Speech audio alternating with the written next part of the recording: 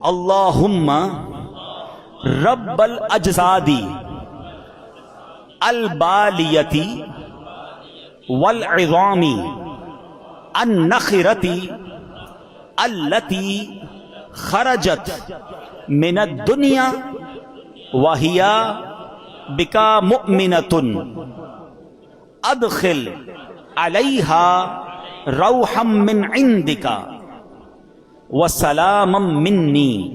اب اس کا پہلے ترجمہ سنیے گا، پھر میں اس کی فضیلت بتا۔ اے اللہ، اے گل جانے والے جسموں اور بوسیدہ ہڈیوں کے رب، جو دنیا سے ایمان کی حالت میں رخصت ہوئے تو ان پر اپنی رحمت فرما اور ان کو میرا سلام پہنچا دے۔